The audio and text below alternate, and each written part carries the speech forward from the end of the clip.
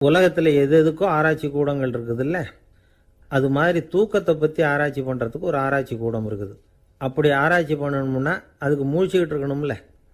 அதனால தான் அந்த ஆராய்ச்சி கூடம் இங்கே இல்லை. அமெரிக்காவில் பாஸ்டன் பல்கலைக்கழக மருத்துவமனையில் அது இருக்குது. அங்கே தூக்கத்தை பற்றி பல விதமான ஆராய்ச்சிகள் பண்ணிகிட்டு இருக்கிறாங்க. அந்த ஆராய்ச்சி கூடத்தில் இயக்குனராக இருக்கிற ஒரு நிபுணர் அவர் என்ன சொல்கிறார் தெரியுமா? உங்களுக்கு தூக்கம் வரலையா, நீங்கள் நல்லா தூங்கிறதுக்கு தாராளமாக சில யோசனைகளை என்னால் சொல்ல முடியும் அப்படிங்கிறார். யோசனை தானே, காசா பணமாக கேட்டு வச்சுக்கலாமே. உணவு, மனநிலை, தூங்கும் இடத்தோட சூழ்நிலை, படுக்கைக்கு செல்கிறப்போ உள்ள பழக்க வழக்கங்கள், இது காரணமாக ஒருத்தருக்கு தூக்கம் வராமல் போகலாம். தூக்கம் வராததுக்கு இதுதான் காரணம்னா அதையெல்லாம் சுலபமாக கட்டுப்படுத்தலாங்கிறார் அவர். தூக்கத்தை வரவழைக்கக்கூடிய ஒரு நல்ல மருந்து உடற்பயிற்சி.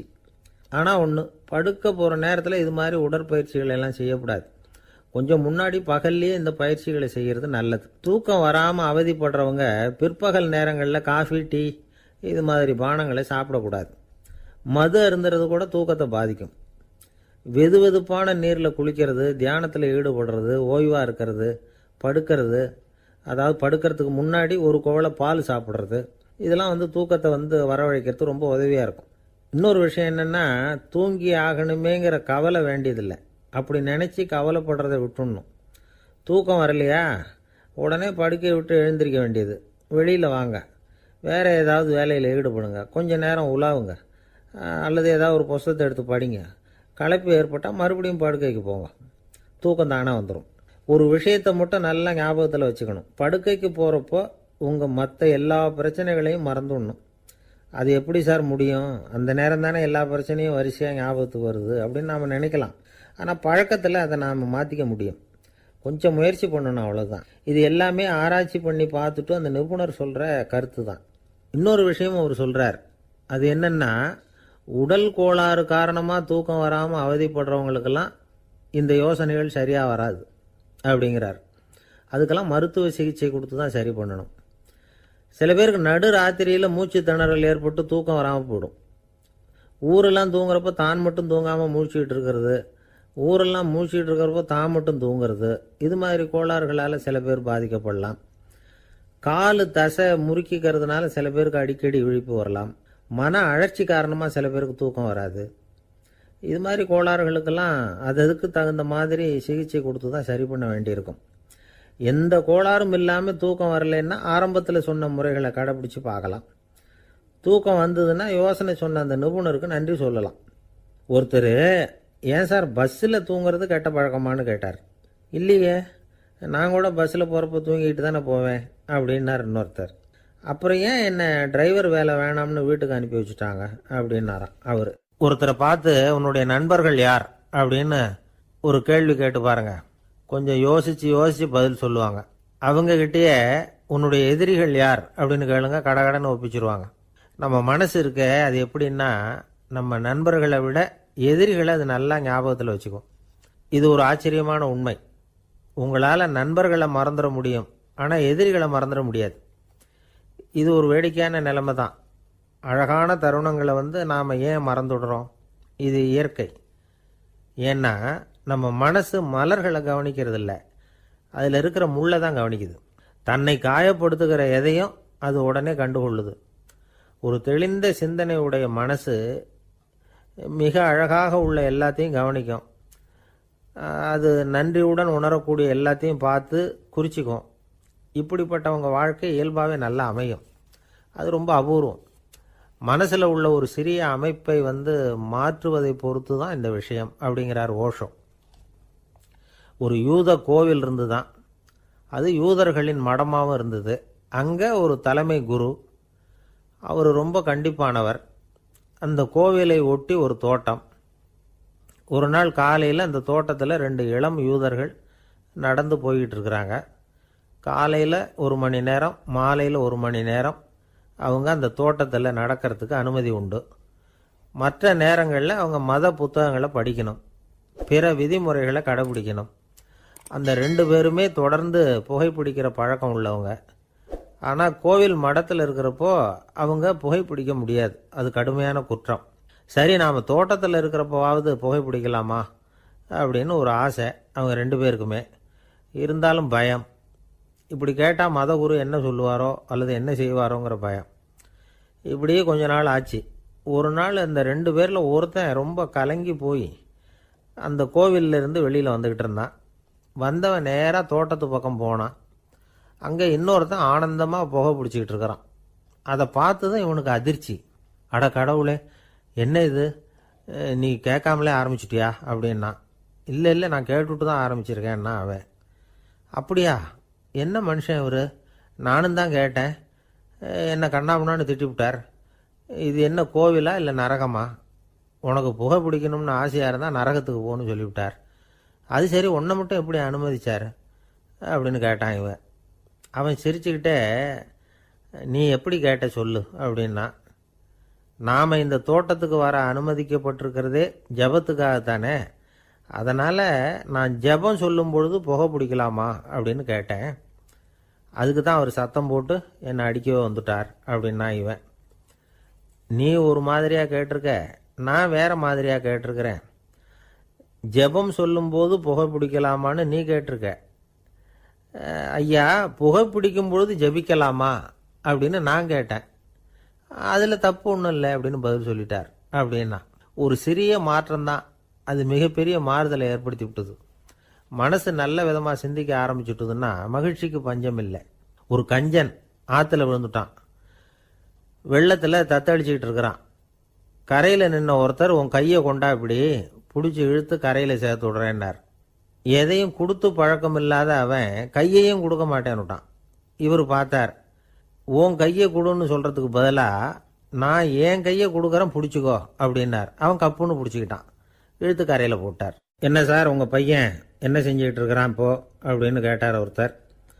அடிக்கடி கண்ணாடி முன்னாடி நின்று அழகு பார்த்துக்கிட்டு இருக்கிறான் சார் அப்படின்னார் அப்பா. இளம் பருவம் இப்படி தான் இருக்கும், அதையெல்லாம் சாதாரணமாக நினச்சிடாதீங்க அப்படின்னார் அவர். என்ன சார் சொல்கிறீங்க, கண்ணாடி முன்னாடி நின்றுக்கிட்டு நேரத்தை வீணாக்கிக்கிட்டு இருக்கான், அதை ஒரு பெரிய விஷயமா நான் நினைக்கணுமா அப்படின்னார் இவர். இளம் பருவத்தில் இளைஞர்களுக்கும் சின்ன பொண்ணுங்களுக்கும் அடிக்கடி கண்ணாடியில் பார்க்கணும்னு தோணும். அது வெறுமனே அழகு பார்க்கறது மட்டும் இல்லை, அவங்க தங்களையே தேடி கண்டுபிடிக்கிற ஒரு முயற்சி அது. இது ஒரு மனோதத்துவ விளைவு. இது வரைக்கும் சின்ன பிள்ளையா இருந்துட்டோம், இனிமேல் நாமளும் மற்றவங்க மாதிரி மனிதர்கள் தான் அப்படிங்கிற உணர்வு அவங்களுக்கு வருது. தங்களோட முகம் எப்படி இருக்குது, அழகு எப்படி இருக்குது, உடம்பு நேரம் எப்படி இருக்குது, முடி எப்படி இருக்குது அப்படிங்கிறதையெல்லாம் கண்டுபிடிக்கிறாங்க. அதுக்கப்புறம் இன்னொரு ஆணோ பொண்ணோ தன்னை கவனிக்கணும் அப்படின்னு நினைக்கிறாங்க. இதெல்லாம் மனோதத்துவ உண்மைகள், இதெல்லாம் இயற்கை. இதை பார்த்துட்டு பெற்றவங்க பிள்ளைங்க கெட்டு போட்டாங்க அப்படின்னு நினைக்கக்கூடாது, அவங்கள திட்டிக்கிட்டே இருக்கக்கூடாது. இன்றைக்கி பல குடும்பங்களில் இதுதான் நடந்துக்கிட்டு இருக்குது. மனுஷ வாழ்க்கையிலேயே இப்படியும் இல்லாத அப்படியும் இல்லாத ஒரு பருவம் இளம் பருவம். 13லேருந்து 19 வயசுக்கு உட்பட்ட ஆண்கள் பெண்கள் இந்த வகையை சேர்ந்தவங்க, டீனேஜ் குரூப். இவங்கள சின்னவங்கன்னு நினச்சிட முடியாது, பெரியவங்கன்னு நினச்சிட முடியாது. இவங்க ரொம்ப சென்சிட்டிவ். சமூகம் நினச்சா இவங்களை நல்லவங்களாகவும் ஆக்கலாம், கெட்டவங்களாகவும் ஆக்கலாம். கொஞ்சம் அக்கறை எடுத்துக்கிட்டால் பெரிய பெரிய மேதைகளையும் விஞ்ஞானிகளையும் உருவாக்கலாம். ஆனால் நடக்கிறது என்ன தெரியுமா, அநேகமாக இவங்களை யாருமே சரியாக புரிஞ்சுக்கிறது இல்லை, இவங்களை சரியாக நடத்துறதும் இல்லை. இது வரைக்கும் நாம் சொல்கிறத கேட்டுக்கிட்டு இருந்தான், இப்போல்லாம் அவன் இஷ்டத்துக்கு நடக்க ஆரம்பிச்சுட்டான் அப்படின்னு வருத்தப்படுற பெற்றோர்கள் அதிகம். இது வருத்தப்படுற விஷயம் இல்லை, சந்தோஷப்பட வேண்டிய விஷயம். உங்கள் புள்ள சொந்தமாக யோசிக்க ஆரம்பிக்கிறதும் நடந்துக்க ஆரம்பிக்கிறதும் ஒரு தப்பான விஷயமா? அவன் கடைசி வரைக்கும் உங்கள் பேச்சையே கேட்டுக்கிட்டு இருக்கணுங்கிறது என்ன நியாயம்? இன்றைக்கி இளைஞர்களை பெரியவங்க தப்பாக புரிஞ்சுக்கிட்டு தவறாக நடத்துறதுனால தான் அவங்களுக்கு வெறுப்பு, எரிச்சல், மனக்கசப்பு எல்லாம் உண்டாகுது. பெற்றவங்க சரியாக மதிக்கிறது இல்லை அப்படிங்கிற ஒரே காரணத்தினாலேயே வீணாக போகிற பிள்ளைங்க இன்றைக்கி அதிகம். சரி, பெற்றவங்களுக்கு இன்றைக்கி என்ன தான் புத்தி சொல்ல வர்றீங்க அப்படின்னு கேட்குறீங்களா? நாம் எதையும் சொல்ல வரல, ஆனால் அது சம்பந்தமான சில நிபுணர்கள் சொல்லியிருக்கிறத உங்கள் காதில் போட்டு வைக்கலாம். அது என்னென்னா, பிள்ளைங்க கிட்ட அன்பு செலுத்துங்க. குழந்தையா இருந்தப்போ எவ்வளவு பாசமாக இருந்தீங்க, வளர வளர அதை ஏன் குறைச்சிக்கிறீங்க? பெற்றவங்களின் அன்பான வார்த்தைகளுக்கு ஏங்குறவங்க தான் இன்றைய இளைஞர்கள். அவங்க எதை சொன்னாலும் அதை அக்கறையாக காது கொடுத்து கேளுங்க, அலட்சியப்படுத்தாதீங்க. அவங்க விரும்புறது உங்ககிட்ட இருந்து ஒரு மதிப்பு, மரியாதை, அங்கீகாரம், இவ்வளவுதான். அவங்க அவங்களாவே முடிவுகள் எடுக்கட்டும், அதுக்கு நீங்கள் உதவியாக இருங்க, அது போதும். மற்றவங்க முன்னாடி, முக்கியமாக அவங்க நண்பர்கள் முன்னாடி அவங்கள பற்றி மட்டமாக பேசாதீங்க. அவங்கக்கிட்ட பொய் சொல்லக்கூடாது. நீங்கள் சொன்னது பொய்ன்னு தெரிஞ்சு போச்சுன்னா உங்கள் பேரில் அவங்களுக்கு இருக்கிற மதிப்பு போயிடும், நம்பிக்கை போயிடும். அவங்களுக்கு முன்னாடி நீங்கள் சண்டை போடக்கூடாது. உங்கள் பிள்ளைய எப்பவும் இன்னொரு பிள்ளையோட ஒப்பிட்டு பேசுகிற வேலையே வேணாம். கூட பிறந்த மற்றவங்களோட கூட ஒப்பிடக்கூடாது. இப்படி செஞ்சால் அவன் உங்ககிட்டையும் பிரியமாக இருக்க மாட்டான், அவங்ககிட்டையும் பிரியமாக இருக்க மாட்டான். புள்ள எங்கே போகிறான், என்ன பண்ணுறான் அப்படின்னுலாம் துப்பறிஞ்சிக்கிட்டு இருக்கக்கூடாது. இளைஞர்கள் தனிமையை விரும்புகிறவங்க. அவங்கள பெட்டியில் வச்சு மூடி பாதுகாக்கணும்னு நினைக்கக்கூடாது. அவங்கள எப்படி பாதுகாக்கிறது அப்படிங்கிறது அவங்களுக்கே தெரியும். உங்கள் புள்ள எப்படி நடந்துக்கணும்னு நீங்கள் எதிர்பார்க்குறீங்களோ அது மாதிரி நீங்கள் நடந்து காட்டுங்க, அது போதும். ஒரு வீட்டில் அப்பாவும் அம்மாவும் பேசிகிட்டு இருக்கிறாங்க. என்னங்க நம்ம பொண்ணு பெரியவளாயிட்டா, அடிக்கடி கண்ணாடி முன்னாடி போய் நின்றுக்கிட்டு இருக்கிறா, சீக்கிரமாக ஒரு பையனை பார்த்து கல்யாணத்தை முடிக்காமல் இப்படி மசன்னு கல் மாதிரி உட்காந்துருக்குறீங்களே அப்படின்னு சத்தம் போட்டாங்க. அந்த அம்மா, அவசரப்படாத, பார்க்கறதுக்கு கண்ணுக்கு அழகாக லட்சணமாக புத்திசாலியாக ஒரு பையன் கிடைக்க வேணாமா, அதுதான் பார்த்துக்கிட்டு இருக்கிறேன் அப்படின்னார் அப்பா.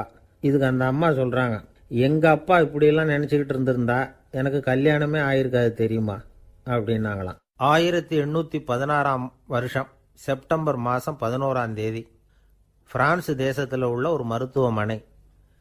அங்கே ஒரு இளம் டாக்டர் கொஞ்ச நாளைக்கு முன்னாடி தான் அந்த ஆஸ்பத்திரியில் புதுசாக வேலைக்கு சேர்ந்துருக்கிறார். அவர் பேர் ரெனே லெனக். அவர் அன்னைக்கு காலையில் அந்த மருத்துவமனையில் அப்படியே ரவுண்ட்ஸ் வந்துக்கிட்டு இருக்கிறார். வார்டில் ஒரு படுக்கையில் ஒரு இளம் பெண் படுத்திருக்கிறா. அந்த பொண்ணுக்கு இருதய நோயாக இருக்கலாம்ங்கிறது மற்ற டாக்டர்கள் சந்தேகம். அந்த காலத்துல எல்லாம் ஒருத்தருடைய இருதய துடிப்பை தெரிஞ்சுக்கணும்னா நோயாளியின் மார்பில் டாக்டர் காதை வச்சு பார்த்து தான் தெரிஞ்சுக்கிறது வழக்கம். ஆனால் இந்த பெண்ணும் இளம் பெண், அந்த டாக்டரும் புதுசாக சேர்ந்துருக்கிறவர். அதனால் பரிசோதனை பண்ண தயங்கினார். கொஞ்ச நேரம் யோசனை பண்ணார். திடீர்னு ஒரு ஞாபகம் வந்தது அவருக்கு.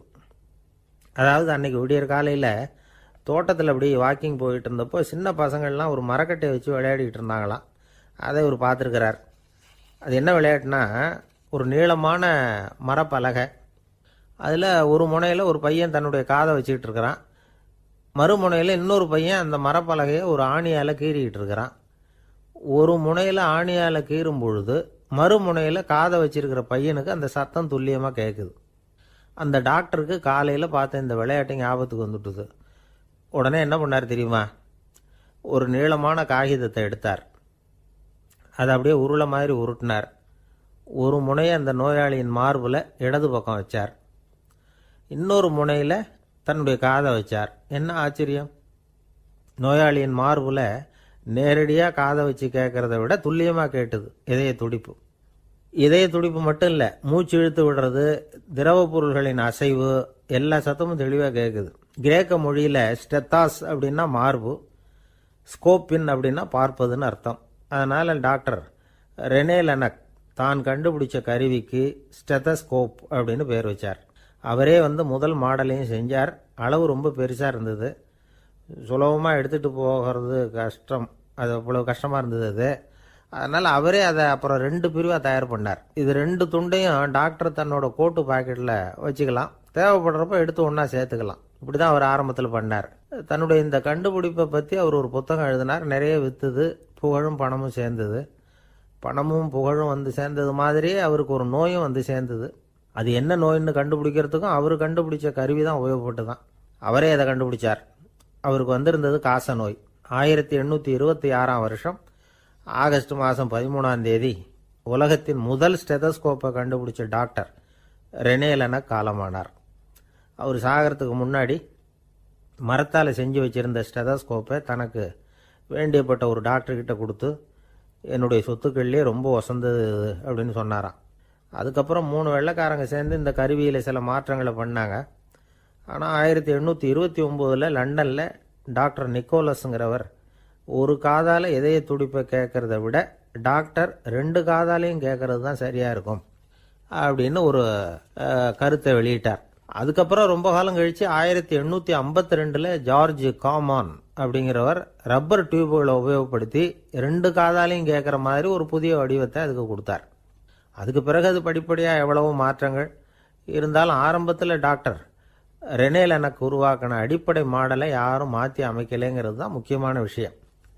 நமக்கு தெரிஞ்ச ஒரு ஆஸ்பத்திரி, அதில் ஒரு நோயாளி, காலை நேரத்தில் நர்ஸு அந்த பக்கமாக போயிட்டு இருந்தாங்க. அதை பார்த்துட்டு ஒரு நர்ஸுன்னு கத்துறார்.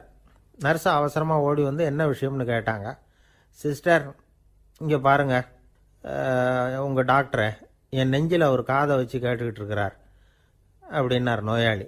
சிஸ்டர் பதட்டப்படாமல், அதனால் என்ன, இந்த டாக்டர் பழமையான விஷயங்களில் ரொம்ப நம்பிக்கை உள்ளவர், அதனால் ஸ்டெதாஸ்கோப்பை உபயோகப்படுத்தாமல் காதை வச்சு கேட்குறார், அது ஒன்றும் தப்பு இல்லை அப்படின்னாங்களாம்.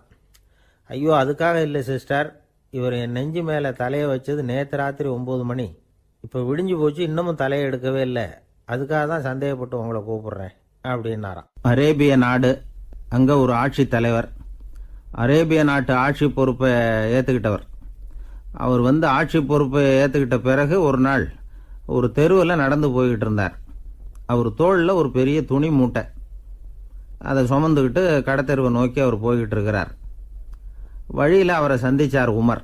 அவர் கேட்டார், கலீஃபா அவர்களே, எங்கே புறப்பட்டுட்டீங்க அப்படின்னு கேட்டார். கலீஃபான்னா ஆட்சி தலைவர்னு அர்த்தம். இதுக்கு அவர் சொன்னார், நான் துணி வணிகம் செய்கிறவன், அதனால் துணி வியாபாரம் செய்கிறதுக்காக போயிட்டுருக்கிறேன்னார். நீங்கள் இப்போ இந்த நாட்டுக்கு ஆட்சி தலைவர், ஆட்சி பொறுப்பில் இருக்கிறீங்க, நீங்கள் வியாபாரம் செய்ய போட்டால் அரசு பணிகளை செய்கிறது யார் அப்படின்னு கேட்டார் அவர்.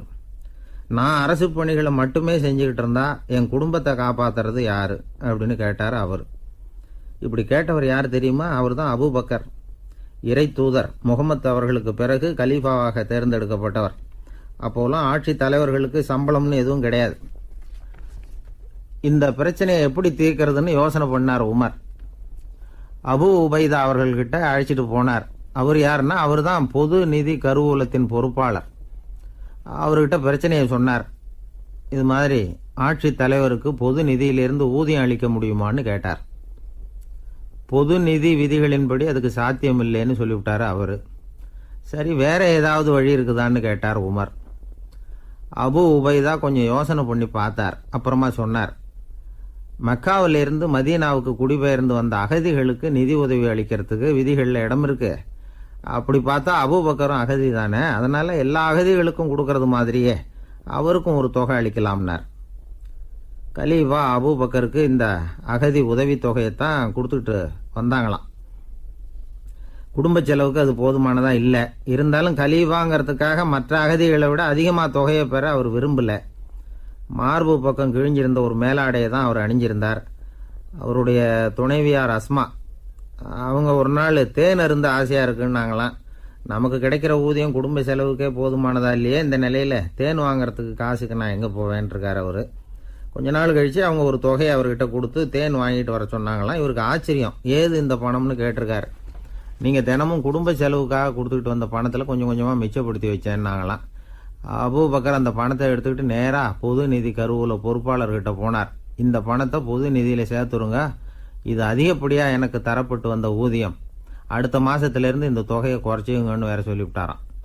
பசியை தணிக்க தேவையான அளவு உணவு, ஒரு ஜோடி உடை, இதை தவிர கூடுதலாக மக்கள் பொது நிதியிலிருந்து வாங்கிக்கிறதுக்கு என் குடும்பத்தாருக்கு உரிமை இல்லை அப்படின்னு சொல்லி கண்டிப்பாக சொல்லிவிட்டாராம். அவர் வாங்கிட்டு வந்த இந்த குறைந்த ஊதியம் கூட அவர் மனசை உறுத்திக்கிட்டே இருந்தது. கடைசி நேரம் அவர் தம்முடைய மகள் ஆயிஷா அவர்களை அழைச்சார். மகளே, இதுவரைக்கும் பொது நிதியிலிருந்து நான் வாங்கிட்டு வந்த தொகை என்னுடைய இதயத்தில் பாரமாக அழுத்திக்கிட்டு இருக்கு. என் தோட்டத்தை விற்று அதில் வர்ற பணத்திலிருந்து நான் இதுவரைக்கும் வாங்கிட்டு வந்த ஊதிய தொகையை கணக்கு போட்டு பொது நிதியில் சேர்த்து விடு அப்படின்னாராம். பதவி ஏற்கிறதுக்கு முன்னாடி தன்கிட்ட இருந்ததை விட இப்போ கூடுதலாக என்ன சொத்து இருக்குன்னு பார்த்துருக்கார். ஒரு ஒட்டகம், ஒரு கோப்பை, ஒரு பணியாள், இதையும் அடுத்தபடியாக கலீஃபாவா வர்றவர்கிட்ட ஒப்படைச்சிருங்க அப்படின்னு விட்டாராம். அதே மாதிரி அடுத்து வந்த உமர்கிட்ட ஒப்படைச்சாங்க. அப்போ உமர் சொன்னாராம், அபூபக்கரே, இந்த முன்மாதிரியால் உங்களுக்கு பிறகு இந்த ஆட்சி பொறுப்பை ஏற்கிறவர்களை பெரும் நெருக்கடிக்கு ஆளாகி விட்டீங்க அப்படின்னு சொல்லி ரொம்ப கண் கலங்கினாராம். கடைசியாக அபூபக்கர் தன்னுடைய குடும்பத்தாருக்கு விட்டு சென்ற சொத்து ஒரு படுக்கை விரிப்பு, ஒரு போர்வை, அவ்வளவுதான். இது சிந்திக்க வேண்டிய ஒரு செய்தி. ஒரு ஊரில் ஒரு மன்னர் இருந்தாராம். அமைச்சர் அவர்கிட்ட சொன்னாராம், மன்னா, நம்ம ராஜ்யத்தில் இனிமே லஞ்ச ஊழலே இருக்காதுன்னாராம். ஆஹா, அப்படின்னா ஊழல் பேர் வழிகளையெல்லாம் நாடு கடத்தியாச்சா அப்படின்னு கேட்டிருக்காரு மன்னர். இதுக்கு அவர், அப்படி இல்லைங்க, இனிமே கொடுக்கறதுக்கு ஜனங்கள்கிட்ட பணமே இல்லை அப்படின்னாராம். இந்த உலகத்தில் எல்லாருக்கும் மகிழ்ச்சி தரக்கூடிய ஒரு பொருள் எது? இது ஒரு முக்கியமான கேள்வி. இந்த கேள்விக்கு பொருத்தமான ஒரு பதிலை உங்களால் சொல்ல முடியுமா? அதாவது கொஞ்சம் யோசித்து பார்த்தா பணம்னு சொல்லலாமா? இப்போ கையில் காசு இல்லாதவங்ககிட்ட ஒரு 10 ரூபாய் கொடுத்தா அது அவனுக்கு சந்தோஷத்தை கொடுக்கும். ஏற்கனவே வருமான வரி பிரச்சனையில் சிக்கி இருக்கிறவர்கிட்ட இன்னும் கொஞ்சம் பணம் இந்தாங்கன்னு சொல்லி கொடுத்தோம்னா அது அவருக்கு சங்கடத்தை தான் கொடுக்கும். அதனால் அந்த கேள்விக்கு பணங்கிறது பொருத்தமான பதிலாக இருக்க முடியாது. கேள்வி என்னன்னா, இந்த உலகத்தில் எல்லாருக்கும் மகிழ்ச்சி தரக்கூடிய ஒரு பொருள் எது? சரி, இனிப்புன்னு சொல்லலாமா? ஏன்னா எல்லாருக்கும் இனிக்க தானே செய்யும். அதுலேயும் ஒரு சிக்கல் இருக்குது. சர்க்கரை வியாதிக்காரங்களுக்கு அது என்ன சந்தோஷத்தையாக கொடுக்கும்? ஆக எல்லாருக்கும் வேறுபாடு எதுவும் இல்லாமல் மகிழ்ச்சியை கொடுக்கக்கூடியது வேற ஏதோ ஒன்று இருக்குது. அது என்னன்னு கண்டுபிடிக்கணும். அதுதான் இன்றைக்கி தகவல். இப்போ அதை கண்டுபிடிக்கணும்னா இந்த கதையை கேட்கணும். அது என்ன கதைன்னா, ஒரு ஊரில் ஒரு ராஜா இருந்தார். அவருக்கும் இதே சந்தேகம் வந்துட்டுது. அதாவது எல்லாருக்கும் இன்பம் தரக்கூடிய பொருள் எது அப்படின்னு. இதுக்கு பதில் தெரிஞ்சுக்கிறதுக்கு ஆசைப்பட்டார். சரி, அதுக்கு என்ன செய்யலாம்னு யோசனை பண்ணார். நாட்டு மக்களுக்கு பகிரங்கமாக ஒரு அறிவிப்பு கொடுத்தார். நம்ம நாட்டு மக்கள் இன்பம் தரக்கூடிய பொருள் எதுன்னு நினைக்கிறாங்களோ அதை கொண்டுகிட்டு வந்து அரண்மனையில் உள்ள கண்காட்சி மண்டபத்தில் வைக்கலாம். அப்படி அவங்க வைக்கிற பொருள்களில் எது எல்லாருக்கும் இன்பம் தரக்கூடியதாக இருக்குமோ அதை வச்சவருக்கு 1000 பொற்காசுகள் பரிசு அப்படின்னு அறிவிப்பு கொடுத்துட்டார். ஜனங்கள் இந்த அறிவிப்பை கேட்டாங்க. அதுக்கப்புறம் சும்மா இருப்பாங்களா? 1000 பொற்காசுன்னா சும்மாவா? அவங்க கையில் என்னென்ன கிடைச்சதோ அதையெல்லாம் கொண்டாந்து அரண்மனை காட்சி மண்டபத்தில் வச்சுட்டாங்க. அதுக்கப்புறமா ராஜா அங்கே வந்தார். ஒவ்வொன்றா பார்த்துக்கிட்டே வந்தார். முதல்ல ஒரு குயில் இருந்தது, இனிமையாக பாடக்கூடிய குயில். இந்த குயிலோட இன்னிசை எல்லாருக்கும் இன்பம் தரக்கூடியது தான். இருந்தாலும் காது கேட்காதவங்களுக்கு இந்த இசை எப்படி இன்பம் தர முடியும்? அதனால் இது சரியில்லைன்னு விட்டார். அடுத்தபடியாக போனார். அங்கே என்ன வச்சுருக்குறாங்கன்னு பார்த்தா ஒரு அழகான மயில் அங்கே தோகை விரித்து ஆடிக்கிட்டு இருக்குது. இந்த மயிலோட ஆட்டம் மனசுக்கு இன்பம் தரக்கூடியது தான். இருந்தாலும் பார்வை இல்லாதவங்க இந்த ஆட்டத்தை பார்த்து ரசிக்க முடியுமா? முடியாது. அதனால் இதுவும் சரியில்லை அப்படின்னு சொல்லிவிட்டார். அதுக்கு அடுத்தபடியாக போனார். பல வகையான இனிப்பு பண்டங்களை வச்சுருந்தாங்க. பார்த்தார், வயசானவங்களுக்கும் நோயாளிகளுக்கும் இது இன்பம் தராது, துன்பம் தான் கொடுக்கும் அப்படின்னார். இப்படி ஒவ்வொன்றா பார்த்துக்கிட்டே போகிறார். அழகான மலர்கள், கனிகள், ஓவியங்கள் எதுவுமே பொருத்தமாக தெரியல. சகல பேருக்கும் இன்பம் தரக்கூடிய வகையில் எதுவும் இல்லை. கடைசியாக வந்தார். அங்கே ஒரு களிமண் பொம்மை இருந்தது. அது என்ன பொம்மை தெரியுமா? பசியால் வாடி இருக்கிற ஒருத்தருக்கு ஒரு அம்மா இனிமையாக பேசிக்கிட்டு சோறு போடுறது மாதிரி அந்த பொம்மையை செஞ்சுருந்தாங்க. அதுக்கு கீழே அன்பு அப்படின்னு எழுதியிருந்ததுதான். ராஜா பளிச்சுன்னு ஒரு முடிவுக்கு வந்தார். அந்த பொம்மையை செஞ்ச சிற்பியை வரவழைச்சார், பரிசு கொடுத்தார். அன்பு ஒன்று தான் எல்லாருக்கும் இன்பம் அளிக்கக்கூடிய பொருள். காது கேட்காதவங்களும் அதை கேட்க முடியும், பார்வை இல்லாதவங்களும் அதை பார்க்க முடியும், குழந்தைகளும் அதை உணர முடியும் அப்படின்னு அதுக்கு விளக்கம் கொடுத்தார் அந்த மன்னர். இந்த உலகத்தில் எல்லாருக்கும் மகிழ்ச்சி தரக்கூடிய ஒரு பொருள் அன்பு தான். அதை புரிஞ்சுக்கிட்டு தான் சில கணவன்மார்கள் மனைவி பேரில் ரொம்ப அன்பை காட்டிக்கிறது வழக்கம். ஒரு வீட்டு வாசப்படி பக்கமாக மழைக்கு ஒதுங்கினார் ஒருத்தர். மழை தூரிக்கிட்டு இருந்தது, இருட்டு நேரம். அந்த வீட்டில் இருந்தவர், இன்னைக்கு ராத்திரி வேணும்னா இங்கேயே தங்கிட்டு காலையில் போங்க அப்படின்னார். உடனே இவர் சொன்னார், ரொம்ப நன்றிங்க, ஒரு 10 நிமிஷத்தில் இதை வந்துவிடுறேன் அப்படின்னு சொல்லிவிட்டு எங்கேயோ ஓடினார். 10 நிமிஷம் கழித்து திரும்பி வந்தார். ஆமாம், எங்கே போயிட்டு வந்தீங்கன்னு கேட்டார் வீட்டில் இருந்தவர். நேராக எங்கள் வீட்டுக்கு போய் மனைவி கிட்ட இன்னைக்கு ராத்திரி இங்கேயே தங்கிக்கிறேன்னு சொல்லிவிட்டு வந்துட்டேன் அப்படின்னார் அவர். அன்புல இது ஒரு ரகம். ஆசைப்படுறதுல தப்பு இல்லை, ஆனால் அந்த ஆசை தேவைக்கு தகுந்த மாதிரி இருக்கணும். தேவைக்கு மீறிய ஆசைகள் இருக்கு பாருங்க, அது தேவையில்லை. இந்த கருத்தை வலியுறுத்தது மாதிரி ஒரு கதை உண்டு. தேவேந்திரனுக்கு திடீர்னு வீடு கட்டணும்னு ஒரு ஆசை வந்துதான். வீடுன்னா நாம கட்டுற மாதிரி இல்லை. தேவேந்திரன் வீடுன்னா சும்மாவா? ஒரு பிரம்மாண்டமான அரண்மனை கட்டணும். அது மாதிரி இந்த 3 லோகத்துலேயும் ஒரு அரண்மனை கிடையாது அப்படின்னு எல்லாரும் சொல்லணும். இது அவனோட ஆசை. உடனே தேவ தச்சரான விஸ்வகர்மாவை கூப்பிட்டான், உத்தரவு போட்டான். விஸ்வகர்மா தன்னுடைய உதவியாளர்களை எல்லாம் கூப்பிட்டு ஒன்றா சேர்த்துக்கிட்டார். படாத பாடுபட்டு ஒரு பெரிய அரண்மனையை கட்டி முடித்தார். கட்டி முடிக்க 1000 வருஷம் ஆச்சு. தேவேந்திரன் பார்க்குறான். அவனுக்கு திருப்தி ஏற்படலை. என்னுடைய அந்தஸ்துக்கு இது ரொம்ப சாதாரணமான கட்டிடம், இதை விட இன்னும் பெருசாக கட்டு அப்படின்னா. தேவ தச்சர் திணறி போயிட்டார். அவரால் அதுக்கு மேலே எதுவும் செய்ய முடியல. என்ன பண்ணுறதுன்னு யோசனை பண்ணார். நேராக நாரதர் காலில் போய் விழுந்தார்.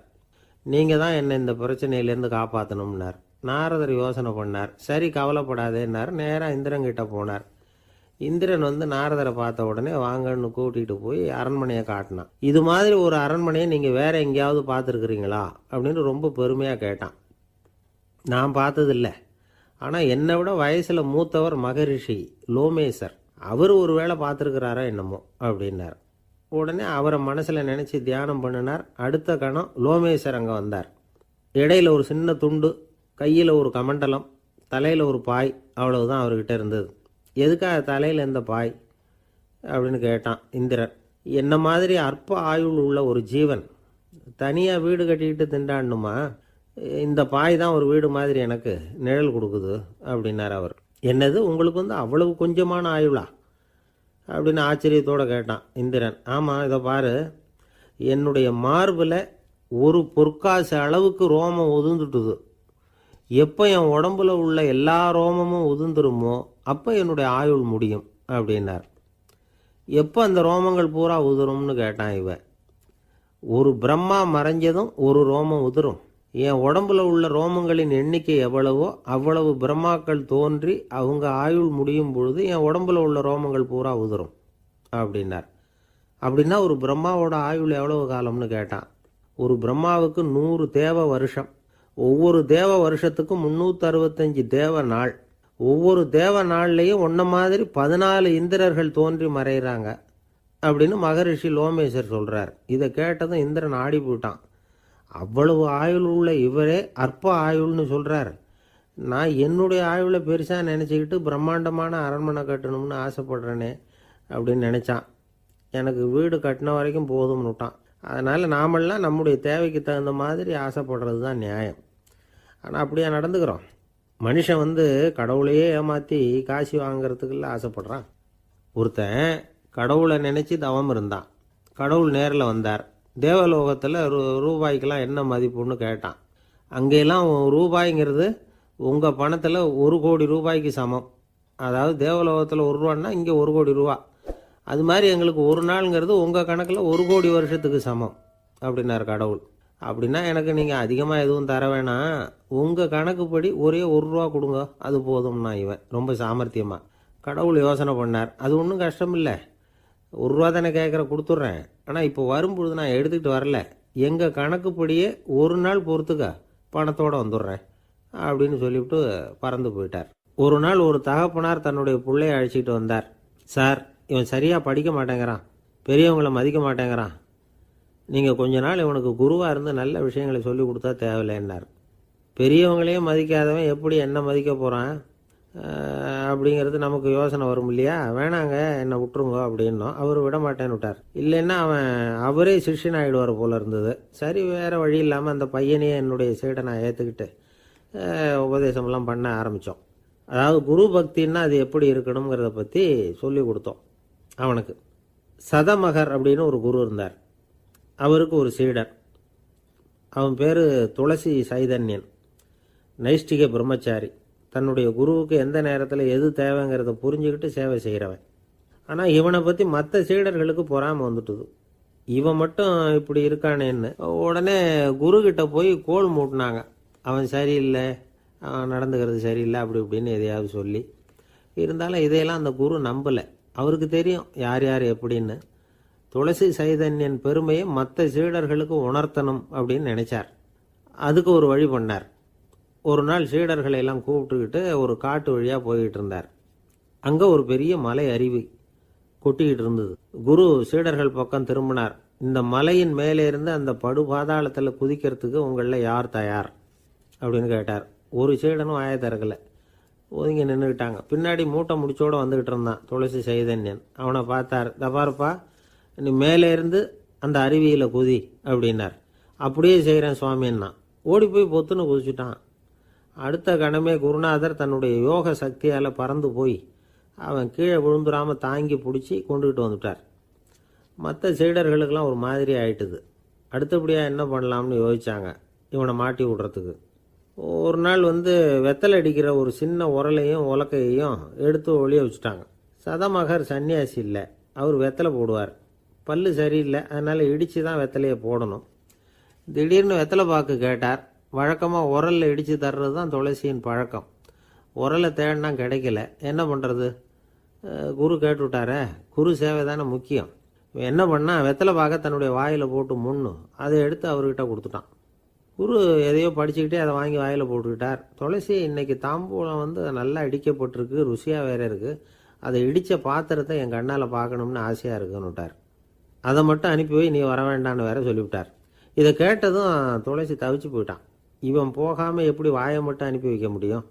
இவன் தவிக்கிறத பார்த்ததும் மற்ற சீடர்களுக்கெல்லாம் மனசுக்குள்ளே ரொம்ப சந்தோஷம். துளசி கொஞ்சமும் யோசிக்கலை. வாழை எடுத்தான், தன்னுடைய தலையவே அப்படியே அறுத்து வெட்டி எடுத்தான். இன்னொரு சீடங்கிட்ட கொடுத்துட்டான், எடுத்துகிட்டு போகணும்னு சொல்லி. கொண்டுட்டு போய் குரு முன்னாடி வைக்கிறாங்க. அந்த தலையில் வாய் திறந்துருக்கு, வெத்தலை போட்டு முன்னு இருந்தது, தெரிஞ்சு போச்சு, சிவப்பாக இருந்தது. அவனுடைய குரு பக்தியை இப்போ எல்லாரும் ஒத்துக்கிட்டாங்க. அதுக்கப்புறம் குரு சதமகர் தன்னுடைய அற்புத திறமையினால் அந்த தலையை மறுபடியும் ஒட்ட வச்சுட்டார். துளசிக்கு உயிர் வந்துட்டுது. இப்படி ஒரு பெரிய கதை உண்டு. அதாவது துளசி சைதன்யன் அவனுடைய குரு பக்தி எப்படி அப்படின்னு கேட்டோம். ரொம்ப அபாரம் அப்படின்னு அந்த பையன் அடக்கமாக, சும்மா விளையாட்டுக்காக தான் அப்படி அவங்ககிட்ட கேட்டோம். ஏன்பா, உன்னுடைய குரு பக்தியை என்கிட்ட காட்டுறதுக்கு உன்னோட கழுத்தை நீயே அறுக்கணும்னு நான் சொன்னேன், அதை நீ செய்வியா அப்படின்னு கேட்டோம். என்னுடைய கழுத்தை வந்து நானே அறுக்க வேண்டிய அவசியம் இல்லை சார் அப்படின்னா அவன். ஏண்டான்னு, அதே காரியத்தை தான் இனிமேல் நீங்கள் தினமும் செய்ய போகிறீங்களே சார் அப்படிங்கிறான். ஒருத்தர் ரொம்பவும் மகிழ்ச்சியாக வந்துக்கிட்டு இருந்தார். என்ன விஷயம்னு விசாரித்தேன். நான் தோற்று போயிட்டேன், அதுதான் மனசுக்கு மகிழ்ச்சியாக இருக்குது அப்படின்னார். எனக்கு இது ரொம்ப ஆச்சரியமாக போச்சு. இந்த உலகத்தில் தோற்று போகிறவங்க யாரும் மகிழ்ச்சியாக இருக்கிறது இல்லை. அப்படி இருக்கிறப்ப இவர் இப்படி சொல்கிறாரே, எங்கே தோற்று போனீங்கன்னு கேட்டேன். அதுக்கப்புறம் தான் அவர் விவரமாக சொன்னார். என்னோட 5 வயசு குழந்தையோட நான் விளையாடிக்கிட்டு இருந்தேன். அந்த விளையாட்டில் என் குழந்தை ஜெயிச்சு விட்டுது, நான் தோற்று போயிட்டேன் அப்படின்னார் ரொம்ப உற்சாகமாக. நான் யோசித்து பார்த்தேன். அதாவது நாம் சின்ன குழந்தையாக இருக்கிறப்போ எந்த விளையாட்டில் கலந்துக்கிட்டாலும் அதில் நாம் தான் ஜெயிக்கணும்னு ஒரு வெறி நமக்குள்ளே இருக்கும். நம்மளை எதிர்த்து விளையாடுறவர் நல்லவரா கெட்டவரா, பெரியவரா சின்னவரா அப்படிங்கிறதெல்லாம் முக்கியம் கிடையாது. அவர் தோற்று போகணும், நாம் ஜெயிக்கணும், அதுதான் முக்கியம். எதிரியை சந்தோஷப்படுத்த விளையாடுகிற கலை வந்து அப்போ நமக்கு தெரியறதில்ல. வாழ்க்கையில் ஒரு பக்குவம் வந்ததுக்கு அப்புறம் வெற்றி பெறணுங்கிற மன அழுத்தம் போயிடுது. போட்டியில் ஜெயிக்கணுங்கிறத விட குழந்தையை சந்தோஷப்படுத்தணுங்கிறது முக்கியமாக போச்சு. ஜெயிக்கணுங்கிற வெறி ஓடி போட்டுது. ஒரு குழந்தையா இருந்தப்போ நம்ம வளர்ச்சிக்கு உதவிய வெறி பெரியவனானதுக்கு பிறகு நமக்கு எதிரியாக மாறுது. அதை சரியான சமயத்தில் நாம் புரிஞ்சுக்கிட்டோம்னா போதும், நாம் பொழைச்சிக்கலாம். ஒவ்வொரு மனுஷனுமே வாழ்க்கையோட அடுத்த கட்ட வளர்ச்சியில் அடி எடுத்து வைக்கிற நேரத்தில் தன்கிட்ட இருந்து ஏதோ ஒரு குணத்தை அல்லது தன் குணம் இருந்த ஏதோ ஒரு உறவை வந்து நாம் வந்து இழக்கத்தான் வேண்டியிருக்குது. ஒரு கட்டம் வரைக்கும் உதவியாக இருந்த குணம் வந்து அடுத்த கட்டத்துக்கு தடையாக கூட மாறிடலாம். இந்த பரிமாண மாற்றத்துக்கு உள்ளாகிற ஒவ்வொருத்தரும் பிரத்யட்சமாக இதை வந்து உணர்றாங்க. ஆனால் பல பேர் எப்படின்னா, பழசை திறந்துவிட்டு புதிய கொள்கைகளை உருவாக்கிக்கிறதுக்கு இஷ்டம் இல்லாமல் இருந்துடுறாங்க, அல்லது அப்படி செய்ய முடியாமல் தவிக்கிறாங்க. இதையெல்லாம் மீறி அந்த பழசை திறந்துட்டா அதை இழந்ததால் உண்டாகிற மன அழுத்தம் சில காலத்துக்கு வருத்திக்கிட்டு தான் இருக்கும், வேறு வழி இல்லை. ஆரோக்கியமான ஒரு முன்னேற்றத்துக்காக அந்த மன அழுத்தத்தை தாங்கிக்கத்தான் வேணும் அப்படிங்கிறாரு அந்த உலக புகழ்பெற்ற மேதை ஒருத்தர், இந்த ஸ்காட் பெக் அப்படிங்கிறவர். பிறந்த நாள் முதல் இதுதான் சரி அப்படின்னு கற்பிக்கப்பட்டு வந்த ஒவ்வொரு தத்துவத்தையும் தங்களுடைய வளர்ச்சிக்கு தகுந்த மாதிரி மாற்றி அர்த்தப்படுத்தி கொள்ள முடியாமல் வாழ்க்கை சூழல்ல அப்படியே அரைப்பட்டு தூளாகிறவர்கள் தான் ரொம்ப தவிக்கிறாங்களாம். இதுதான் அவருடைய கருத்து. பெரும்பாலும் மனிதர்களுடைய நடுத்தர வயசில், அதாவது 30 தாண்டுகிற சமயத்தில் தான் இந்த தவிப்பு உண்டாகுதான். இதை தான் மேற்கத்திய நாடுகளில் அடிக்கடி மிட் லைஃப் கிரைசிஸ் அப்படின்னு சொல்கிறாங்க. அப்பப்போ பழசையெல்லாம் தொலைச்சி விட்டு புதுசாக பிறக்கிறதுக்கு கற்றுக்கணும். ஒவ்வொரு நிமிஷத்தையும் அந்த நிமிஷத்துக்கு ஏற்ற சித்தாந்தம் கொண்டவர்களாக சந்திப்போம் அப்படிங்கிறார் அந்த உளவியல் நிபுணர். இப்படி பழகிக்கிட்டால் வாழ்க்கை வந்து இன்பமயம், இல்லைன்னா தவிப்பு மயம்தான். பழசை தொலைக்க முடியாதவர்களில் எத்தனையோ பேர் உண்டு, எத்தனையோ ரகம் உண்டு. அதில் வேடிக்கையான நண்பர்களும் உண்டு. ஒருத்தர் நண்பர் வீட்டுக்கு போனார். அவர் வந்து ஏதோ இனிப்பு பலகாரம் கொடுத்து சாப்பிட சொல்லியிருக்கிறாங்க அவங்க வீட்டில். இவர் சாப்பிட்டு பார்த்துட்டு சொன்னாராம், சார் 6 மாதத்துக்கு முன்னாடி ஒரு தடவை இங்கே வந்தேன், அப்போது ஒரு இனிப்பு பலகாரம் கொடுத்தீங்க, அது இதை விட நல்லா இருந்தது சார் அப்படின்னாராம். அப்போ செஞ்ச அதே இனிப்பு பலகாரம் தான் சார் இதுவும் அப்படின்னாராம் அவர். இயேசுநாதர்கிட்ட ஒருத்தர் வந்து கேட்டாராம், இயேசுவே என்னை எவ்வளவு நேசிக்கிறீர்கள் அப்படின்னு. அவர் தன்னுடைய இரு கைகளையும் அகல விரித்து இவ்வளவு என்று சொல்லி சிலுவையில் உயிர் நீத்தார் அப்படின்னு சொல்லுவாங்க. அதாவது அந்த நேசிப்புக்கு எல்லை கிடையாது, அதே போல மன்னிப்புக்கும் எல்லை கிடையாது. இது இயேசுநாதர் சொல்லி கொடுத்த ஒரு பாடம். இயேசுனுடைய சீடர்களில் ஒருத்தன் பீட்டர், அவன் ஒரு நாள் இயேசுநாதர்கிட்ட கேட்டிருக்கான், இயேசுவே நான் வந்து என்னுடைய தம்பி கிட்ட அடிக்கடி சண்டை போட்டுக்கிட்டு இருக்கிறேன், என்னுடைய சகோதரன் கூட, அவனை நான் எத்தனை தடவை மன்னிக்கிறது? ஏற்கனவே 7 தடவை அவனை மன்னிச்சுட்டேன் அப்படின்னு சொல்லியிருக்கிறான். அப்போ இயேசு சொன்னாராம், மன்னிக்கிறதுக்கு எத்தனை தடவைங்கிற கணக்கெல்லாம் கிடையாது. எத்தனை தடவை உன்னுடைய சகோதரன் உன்னை கோபப்படுத்துகிறானோ அத்தனை தடவை நீ மன்னிக்கிறதுக்கும் தயாராக இருக்கணும், அதுதான் அப்படின்னு சொன்னாராம். அப்போ இவனுக்கு ஒன்றும் புரியல, இது என்ன அவன் தப்பு பண்ணிக்கிட்டே இருப்பான், நாம் மன்னிச்சுக்கிட்டே இருக்கிறதா அப்படிங்கிறது மாதிரி குழப்பமாக இருந்திருக்கிறான். அப்போ இயேசுநாதர் தன்னுடைய சீடன் பீட்டர்கிட்ட ஒரு கதை சொன்னாராம். அந்த கதை இன்றைக்கு நாம் வந்து எல்லாரும் சிந்தித்து பார்க்க வேண்டிய ஒரு கதை. அதாவது மன்னிப்பை விரும்புகிறவர்கள் மன்னிக்கவும் தயாராக இருக்க வேண்டும் அப்படிங்கிறது தான் அந்த கதையினுடைய தத்துவம். அந்த இயேசுநாதர் சொன்ன கதை என்னன்னா, ஒரு மன்னர் இருந்தார். அவர் ஒரு நாள் அரண்மனையில் உட்காந்து கணக்கு வழக்குகள்லாம் பார்த்துக்கிட்டு இருந்தார். நம்ம அரண்மனையிலேருந்து யார் யார் அரசாங்க கடன் வாங்கியிருக்கிறாங்க, யார் யார் திருப்பி செலுத்தி இருக்கிறாங்க அப்படிங்கிற விவரத்தையெல்லாம் பார்த்துக்கிட்டு இருந்தார். அப்போ தான் புரிஞ்சுது, அந்த அரண்மனையில் வேலை செய்கிற ஒருத்தனே அரசாங்க கடன் ஒரு வாங்கியிருக்கிறான். எவ்வளவு? 10,000 பொற்காசுகள் வாங்கியிருக்கான் கடன். இந்த 10,000 பொற்காசுகளை திருப்பி செலுத்தலை அரசாங்கத்துக்கு. இது மன்னர் கவனத்துக்கு வந்தது. உடனே நம்ம அரண்மனையில் இருக்கிறவனே அரசு கடன் வாங்கி திருப்பி செலுத்தாமல் இருக்கான், அவனை கூப்பிட்டு வாங்கன்னு சொல்லி கூப்பிட்டுட்டு வந்தாங்களாம். விசாரிச்சிருக்கிறாங்க, என்னப்பா நீ எவ்வளோ ஒன்று? ஆமாங்க 10,000 பொற்காசுகள் வாங்கியிருக்கிறேன், இன்னும் திருப்பி கட்டலைன்றிருக்கான். உடனே அவர் மன்னர் சொல்லியிருக்கிறார், நம்ம சட்டத்திட்டப்படி நீ உடனே பணத்தை திருப்பி கட்டிடு, அப்படி உன்னால் கட்ட முடியலன்னா உன்னுடைய வீடு வாசல் சொத்து சுகம் எல்லாத்தையும் விற்று அந்த பணத்தை அரசு கருவூலத்தில் சேர்த்துக்கிறதுக்கு நானே ஏற்பாடு பண்ணிடுறேன் அப்படின்னு அந்த மன்னர் சொன்னாராம். இவன் அப்படியே அதிர்ச்சி ஆகிட்டான், அப்படியே பொத்துன்னு காலில் விழுந்தானா, மன்னா என்னை மன்னிச்சுங்க, என்னால் முடியல, எனக்கு மன்னிப்பு கொடுங்க அப்படின்னு இருக்கான். உடனே அவர் எழுந்திரிச்சு, சரி நீ மன்னிப்பு கேட்டுவிட்ட, அதனால் உன்னை மன்னிக்கிறேன், நீ பணம் கட்ட வேண்டாம் அப்படின்னு சொல்லி அந்த மன்னர் அவனை விட்டுட்டாராம். பணத்தையும் தள்ளுபடி கொண்டார், நீ திருப்பி கட்ட வேண்டான்னு. இவனுக்கு ரொம்ப மகிழ்ச்சி, அதனால் ரொம்ப உல்லாசமாக வந்துகிட்டு இருக்கிறான். தெருவில் வந்துக்கிட்டு இருக்கிறப்ப இவங்கிட்ட கடன் வாங்கின ஒருத்தன் எதுக்கு வந்துக்கிட்டு இருக்கான். அவன் இவங்கிட்ட ஒரு 100 பொற்காசுகள் கடன் வாங்கியிருக்கான். அவன் வந்தான், இவன் போய் அவன் சாட்டையாக பிடிச்சிக்கிட்டான், நீ எப்படா என் கடனை திருப்பி கொடுக்க போகிறேன்னு. அவன் இப்போ முடியல, கொஞ்சம் பொறுத்துக்கா, அப்புறம் தரேன் இருக்கான். அதெல்லாம் முடியாது, நீ கொடுத்து தான் ஆகணும் அப்படின்னு இவன் புடிவமாக சொல்கிறான். இப்போ நிலைமையை பாருங்கள், இவன் ஏற்கனவே இவன் 10,000 பொற்காசுகள் அரசாங்கத்தில் கடன் வாங்கினா அதுக்கு மன்னிச்சு விட்டுட்டார் இவனை. ஆனால் இவன் இன்னொருத்தனை மன்னிக்கிறதுக்கு தயாராக இல்லை. இவங்கிட்ட கடன் வாங்கின இன்னொருத்தன் 10 பொற்காசுகள், அவனை மன்னிக்க தயாராக இல்லை. அவனை கொண்டு போய் நீதிமன்றத்தில் கொண்டு போய் நிறுத்தி தண்டனை வாங்கி கொடுத்துட்டான். நீதிபதி என்ன சொன்னார், அந்த இவன் வாங்கின பொற்காசுகளை திருப்பி கட்டுற வரைக்கும் ஜெயிலில் இருக்கணுங்கிறது தீர்ப்பு. ஆனால் உடனே அரசர் காதில் வந்து விழுந்தது.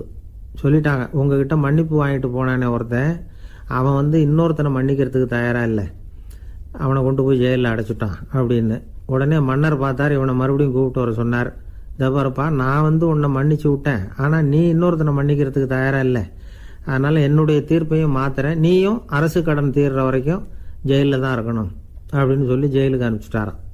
இப்படி ஒரு கதையை இயேசுநாதர் தன்னுடைய சீடருக்கு சொன்னதாக ஒரு வரலாறு.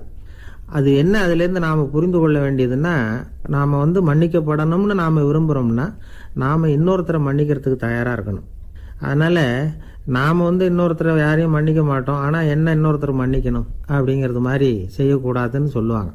அது மாதிரி நாம் வந்து இப்போ இது தப்பாக புரிஞ்சுக்கிறவங்களும் இருக்கிறாங்க. பாவம் மன்னிப்புங்கிறதுலாம் எதுக்குன்னா, அதாவது மறுபடியும் பாவம் செய்யாமல் இருக்கிறதுக்காக தான். அதான் மன்னிக்கிறாரே அப்படிங்கிறதுக்காக மறுபடியும் பாவம் பண்ணிகிட்டு இருக்கிறது இல்லை. அதான் ஒருத்தர் கேட்டாராம், பாவத்திலேருந்து மன்னிப்பு கிடைக்கணும்னா நீ என்ன செய்யணும் அப்படின்னு கேட்டிருக்காரு. அதுக்கு அவன் சொல்லியிருக்கிறான், நான் முதல்ல பாவம் செய்யணும், அப்போ தானே மன்னிப்பு கிடைக்கும் அப்படின்னு நானாம். இப்படிப்பட்டவர்கள் தான் இன்றைக்கி உலகத்தில் அதிகமாக இருக்கிறாங்க. அதனால் இந்த மன்னிப்பின் மகத்துவங்கிறது இயேசுநாதர்கிட்டேருந்து தான் நாம் புரிஞ்சுக்கணும். அந்த இயேசு சொன்ன அந்த மன்னிக்கிற மனோபாவம் இருந்தால் இன்னைக்கு உலகம் பூராவும் அமைதி பூங்காவாக இருக்கும். அதில் ஒன்றும் ஆச்சரியமே இல்லை, அதில் ஒன்றும் சந்தேகமும் இல்லை. அதனால் மன்னிக்கிற மனோபாவத்தை நாம் எல்லாரும் நமக்குள்ளே வளர்த்து கொள்ள வேண்டும். அப்படிங்கிறது தான் நாம் இன்றைக்கு எல்லோரும் சிந்தித்து பார்க்க வேண்டிய ஒரு செய்தி. ஒரு வயசான அம்மா தெரு வழியாக போயிட்டு இருந்தாங்க. அவங்க கையில் எண்ணத்தையோ வச்சுக்கிட்டு அதை அடிக்கடி பார்த்துக்கிட்டே இருந்தாங்க. ஒருத்தன் மெதுவாக அவங்கக்கிட்ட போய் கையில் இருக்கிறது என்ன அப்படின்னு எட்டி பார்த்தா அவங்க கையில் 4 பல் இருந்துதான். இவன் ஆச்சரியமாக அந்த அம்மாவை பார்த்தான். ஏம்மா உனக்கு என்ன பைத்தியமா, ஏது இந்த பல்லு, இதை என்னத்துக்காக கையில் வச்சுக்கிட்டு அலைஞ்சிக்கிட்டு இருக்கிற அப்படின்னு கேட்டிருக்கான். அதுக்கு அந்த அம்மா விவரம் சொல்ல ஆரம்பித்தாங்களாம். இதை பாருப்பா, எனக்கு ஒரு மகன் இருந்தான், அவனை ரொம்ப செல்லமாக வளர்த்தேன். அவனை தரையிலே நடக்க விடுறதில்ல, எப்பவும் தூக்கி வச்சுக்கிட்டு இருப்பேன். அவன் நல்லா பெரியவனாகி பள்ளிக்கூடம் போகிறப்ப கூட அவன் புஸ்தக மூட்டையை நான் தான் சுமந்துக்கிட்டு போவேன். பார்க்குறவங்க கூட கேலி பண்ணுவாங்க, ஏம்மா படிக்க போகிறது நீயா உன் பிள்ளையான்னு கேட்பாங்க. அவன் இன்னைக்கு எவ்வளோ பெரிய மனுஷன் ஆகிட்டான், வெளிநாட்டில் பெரிய உத்தியோகத்தில் இருக்கான். சமீபத்தில் இங்கே வந்துட்டு போனான். ஒரு நாள் ஏதோ கோபத்தில் என்ன அரைஞ்சுட்டான். அப்போ இந்த 4 பல்லும் கீழே விழுந்துட்டுது. இன்னமும் கூட விழுந்திருக்கும், ஆனால் பல்லு தான் இல்லை. என் புள்ள அரைஞ்சதுனால விழுந்த பல்லு இல்லையா அது. அதனால் இதை எப்பவும் என் கையிலேயே வச்சுக்கிட்டு ஆசையோடு பார்த்துக்கிட்டு இருக்கிறேன். அவன் தான் வெளிநாட்டுக்கு போட்டான், அவனை பார்க்க முடியாத ஏக்கத்தை நான் இந்த பல்லை பார்த்து போக்கிக்கிறேன் அப்படின்னு நாங்களாம் அந்த அம்மா. இந்த கதை எதுக்காகன்னா, தாய் அன்பு அப்படிங்கிறது எப்படிப்பட்டதுங்கிறத புரிஞ்சுக்கிறதுக்காக. கல்யாணம் ஆனதுக்கு அப்புறம் தாயை மறந்து விடுறவங்க எத்தனை பேர் இந்த உலகத்தில், அவங்க காதில் வேணுங்கிறதுக்காக தான் இந்த தகவல். ஆனால் ஒரு விஷயம் மட்டும் நல்லா புரிஞ்சுக்கணும், தாயை மதிக்க தெரிஞ்சவங்க தான் இன்றைக்கி வாழ்க்கையில் எல்லா விதத்துலேயும் முன்னுக்கு வந்திருக்கிறாங்க. வேணும்னா விசாரித்து பார்த்துக்குங்க. இன்னொரு அம்மா இருந்தாங்க, அவங்க தினமும் ஒரு கோயிலுக்கு வருவாங்க. சாமியை பார்த்து, கடவுளே நான் இறந்து போனால் நரகத்துக்கு போகணும் அப்படின்னு வேண்டிக்குவாங்களாம். எல்லாரும் சொர்க்கத்துக்கு போகணும்னு தானே கடவுள்கிட்ட வேண்டிக்குவாங்க. இந்த அம்மா தினம் நான் நரகத்துக்கு போகணும் அப்படின்னு வேண்டிக்கிறாங்க. அங்கேருந்து அர்ச்சகருக்கு இது சந்தேகம். ஒரு நாள் அதை நேரடியாகவே அவங்கக்கிட்ட கேட்டுவிட்டார். அதுக்கு அந்த அம்மா பதில் சொன்னாங்களாம், ஐயா எனக்கு கல்யாணம் ஆகி ரொம்ப நாள் வரைக்கும் குழந்தை பாக்கியம் இல்லாமல் இருந்தது. கோயில் குளம் எல்லாம் சுற்றி வந்தேன். ரொம்ப நாள் கழித்து ஒரு குழந்தை பிறந்தது, ஆண் குழந்தை. அவனை நான் ரொம்ப செல்லம் கொடுத்து வளர்த்தேன். அதோட விளைவு என்ன ஆச்சுன்னா, அவன் ரொம்ப மோசமாக ஆயிட்டான். கெட்ட பழக்க வழக்கம்லாம் கற்றுக்கிட்டான். அவன் இறந்து போனால் நிச்சயம் அவனுக்கு நரகம்தான் கிடைக்கும். அந்த அளவுக்கு கெட்டவன் அவன். அப்படிப்பட்ட காரியங்கள்லாம் பண்ணிகிட்ருக்கான், எனக்கு தெரியும். இவனுக்காக நரகத்தில் கூட யாரும் தயவு காட்ட மாட்டாங்க, தாட்சண்யம் காட்ட மாட்டாங்க. அதனால் இவனுக்கு முந்தி நான் இறந்து நரகத்துக்கு போயிட்டா அங்கே இவனை கவனிச்சிக்கலாமே, இவனுக்கு பணிவிடை செய்யலாமேன்னு பார்க்குறேன் அப்படின்னு நாங்களாம். அதனால தான் நான் நரகத்துக்கு போகணும்னு தினம் ஆண்டவனை வேண்டிகிட்டு இருக்கிறேன் அப்படின்னு கண்கலங்கி அந்த அம்மா சொன்னாங்களாம். அதுதான் தாய் உள்ளம்ங்கிறது. தாயின் பெருமையை சரியாக உணர்ந்துட்டா அவங்களுக்கு எப்பவும் எந்த கஷ்டமும் வராது. இது ஏதோ உபதேசத்துக்காக சொல்கிற வார்த்தை இல்லை, உண்மையான வார்த்தை. இந்த விவரத்தையெல்லாம் நண்பர் ஒருத்தர்கிட்ட சொல்லிகிட்டு இருந்தேன். அவர் கொஞ்ச நாள் கழித்து என்னை தேடி வந்தார். அவர் கையிலேயே 4 பல்லு வச்சுருந்தார். என்னங்க ஆச்சு, ஏதுங்க இந்த பல்லு அப்படின்னு விசாரித்தோம். உங்கள் உபதேசத்தை கேட்டுவிட்டு இந்த உலகத்தில் எல்லாரையும் தாயாக நினைக்க ஆரம்பிச்சிட்டேன். ஒரு அம்மாவை கடத்தரில் பார்த்து தாயேன்னு கூப்பிட்டேன். அவங்க உடனே பலார்னு என்னை அரைஞ்சிட்டாங்க, பல்லு விழுந்துட்டுது. அதை தான் பொறுக்கி எடுத்துக்கிட்டு நேராக உங்களை தேடி வந்துக்கிட்டு இருக்கிறேன்னார். தாயேன்னு தானே கூப்பிட்டீங்க, அதுக்கு ஏன் அரைஞ்சாங்க அப்படின்னு கேட்டோம். நான் தாயேன்னு கூப்பிட்டது அவங்க காதில் நாயேன்னு விழுந்துட்டு தான், அதுதான் இப்படி ஆயிட்டுது அப்படின்னார். ஊருக்கு வெளியில் அமைதியான ஒரு இடம், அங்கே ஒரு ஆசிரமம், அங்கே ஒரு சாமியார். அவர் தினமும் நல்ல போதனைகள்லாம் செய்வார். பல பேர் போய் அங்கேயே சில நாள் தங்கி இருந்து அவர் சொல்கிற அறிவுரைகளை எல்லாம் கேட்டுக்கிட்டு வர்றது வழக்கம். ஒரு தடவை அவரை பார்த்துட்டு போகிறதுக்காக 3 வெளியூர் தம்பதிகள் வந்தாங்களாம். அந்த மடத்திலேயே சாப்பிட்டுக்கிட்டு தங்கி இருந்து அவங்களுடைய போதனைகளை கேட்டுக்கிட்டு போகணுங்கிறது அவங்க நோக்கம். காலையில் குளிச்சுட்டு பூஜையில் உட்காந்தார் அந்த சுவாமி. இவங்களும் குளிச்சுட்டு அந்த பூஜையை பார்க்கறதுக்காக அவர் முன்னாடி உட்காந்தாங்க. பூஜை ஆரம்பமாச்சு. சம்பிரதாயப்படி அது ரொம்ப நேரம் நடந்துக்கிட்டே இருக்குது. இவங்களுக்கு நல்ல பசி இருந்தாலும் இந்த நேரத்தில் அதை எப்படி வெளியில் காட்டிக்கிறது? பேசாமல் இருந்தாங்க. அந்த சுவாமி பூஜையை முடித்தார். அதுக்கப்புறம் பேச ஆரம்பித்தார். பேச்சு அருமையாக தான் இருந்தது, அமிர்தமாக தான் இருந்தது. இருந்தாலும் இவங்களுக்கு இருக்கிற வயிற்று பசி அது சரியாக கவனிக்க விடலை. அந்த சுவாமியே இதை கவனித்ததா தெரியல. இவங்களுக்கு மனசுக்குள்ளே ஒரு எண்ணம், உள்ளே சாப்பாடு தயாராகிட்டு இருக்கும் போல இருக்குது, இந்த பேச்சு முடிஞ்சதும் நம்மளை உள்ளே அழைச்சிட்டு போய் சாப்பாடு போடுவாங்கன்னு நினைக்கிறோம் அப்படின்னு இவங்களாம் நினச்சிக்கிட்டாங்க. ஆனால் சுவாமி இதை பற்றி எதுவுமே பேசலை, கண்டுக்கலை. ஒரு அம்மாவால் அதுக்கு மேலே சும்மா இருக்க முடியுமா? முடியல. சாப்பாட்டை கவனிக்கலாமா அப்படின்னு சொல்லி மெதுவாக ஆரம்பித்தாங்க. கவனிக்கலாமே அப்படின்னு உள்ளே அழைச்சிட்டு போனார் சுவாமி. இவங்க ரொம்ப அவசரமாக எழுந்திருச்சு உள்ளே ஓடினாங்க. அங்கே ஒரு மேஜை மேலே ஒரு கிண்ணம் மூடி இருந்தது. இதுதான் சாப்பாட்டு மேஜை போல இருக்கு, இங்கே சாப்பாடு வந்துடும் அப்படின்னு நினச்சாங்க. உடனே போய் சுற்றி உட்காந்துக்கிட்டாங்க. சுவாமி அந்த கிண்ணத்தை எடுத்து அந்த அம்மா கிட்ட கொடுத்தார். அவங்க அதை வாங்கி மூடியை திறந்து பார்க்குறாங்க. உள்ளே ஒரு சாவி இருக்குது. சரிதான், இது சமையலறை சாவி போல இருக்கு. அங்கே போய் அதை திறந்து சாப்பாட்டை நாமே எடுத்துக்கிட்டு வந்து இங்கே வச்சுக்கிட்டு சாப்பிட்ணும் போல இருக்கு அப்படின்னு நினச்சாங்க. சாவி இருக்கு இல்லையா, வாங்க பூட்டின அறையை காட்டுறேன் அப்படின்னு சுவாமி அவங்கள அழைச்சிட்டு போனார், காட்டினார். இவங்க அந்த அறையை ரொம்ப ஆவலோடு திறந்தாங்க. உள்ளே பார்த்தா அங்கே அரிசி, பருப்பு, விதவிதமான காய்கறி எல்லாம் இருக்குது. சமையலுக்கு வேண்டிய மிளகாய், எண்ணெய், பால், தயிர், நெய் இப்படி எல்லாமே இருக்குது. அடுப்பு, விறகு, நெருப்பு போட்டி அது கூட அங்கே இருக்குது. சாப்பாடு தயாராக இருக்கும்னு நினச்சிக்கிட்டு போனால் இப்படி இருக்குதே அப்படின்னு சொல்லி அதை பார்த்ததும் ரொம்ப சோர்ந்து போட்டாங்க அவங்க. சுவாமி, என்ன இது சாப்பாடு இல்லையா அப்படின்னாங்க. அதுதான் சாப்பாட்டுக்கு வேண்டிய எல்லாம் இங்கே இருக்குதே. அடுப்பு மூட்டி நீங்கள் தான் அவங்கவுங்க ருசிக்கு தகுந்த மாதிரி சமைச்சிக்கணும். இந்த சன்னியாசிக்கு எப்படி சமைக்க தெரியும் அப்படின்னு கேட்டார் சுவாமி. சாப்பாடு தயாராக இருக்கும்னு நாங்கள் எதிர்பார்த்தோம் அப்படின்னாங்க. நீங்கள் இப்படி சொல்லுவீங்கன்னு நானும் எதிர்பார்த்தேன். இது வரைக்கும் நான் எவ்வளவோ தத்துவம்லாம் எடுத்து சொன்னேன். எல்லாத்தையும் விட இதுதான் அனுபவபூர்வமான தத்துவம். ஆண்டவன் நமக்கு நல்ல மனசை கொடுத்துருக்குறான், நல்ல வாய்ப்புகளையும் தந்திருக்கிறான், அதையெல்லாம் பயன்படுத்திக்கக்கூடிய மூளையையும் சிந்தனையையும் கொடுத்துருக்குறான். அதனால் அடுப்பை தான் நீங்கள் மூட்டணும். அடுப்பை நீங்கள் தான் மூட்டணும். உங்களுக்கு உகந்ததை நீங்கள் தான் சமைச்சு ருசித்து அனுபவிக்கணும். ஆண்டவனே அதை செஞ்சுக்கிட்டு இருக்க மாட்டான் அப்படின்னாராம் அந்த சுவாமி. நம்முடைய வாழ்க்கையில் பல நல்ல பலன்களை பெறறதுக்கு நாம் தான் முயற்சி பண்ணணும். அதுக்குரிய சூழ்நிலையை தான் ஆண்டவன் கொடுப்பானே தவிர அதை விளக்கறதுக்காக தான் அந்த சுவாமி அப்படி செஞ்சு காட்டியிருக்கிறார். இது ஒரு பெரியவர் இப்படி ஒரு விளக்கம் கொடுத்தார். அதுக்கப்புறம் அந்த 3 தம்பதிகளும் தெளிவடைஞ்சுட்டாங்களாம். நாம் தெளிவடைகிறது எப்போங்கிறது தான் தெரியல அப்படின்னு பல பேர் இதை கேட்டுட்டு சொல்லிகிட்டு இருக்கிறாங்க. இந்த கதையை நம்முடைய நண்பர் ஒருத்தர்கிட்ட சொன்னேன். அந்த நண்பர் ரொம்ப சந்தோஷப்பட்டார். நீங்கள் சொல்கிறது கரெக்டு சார், ஆனால் நான் அதை விட ஒரு படி மேலே சார். எனக்கெல்லாம் அரிசி, பருப்பு இருக்கிற ரூம் எதுன்னு கையை காட்டிட்டா போதும். உடனே கிண்ணத்துலேருந்து சாவியை எடுத்து கொடுக்கணுங்கிற அவசியம்லாம் இல்லை எனக்கு. அப்புறம் எப்படி ரூமை திறந்துருவீங்க அப்படின்னு கேட்டேன். பூட்டை உடைச்சி திறந்துருவேன், அதுதான் எனக்கு பழக்கம் அப்படிங்கிறார். நண்பர் இருக்கார்.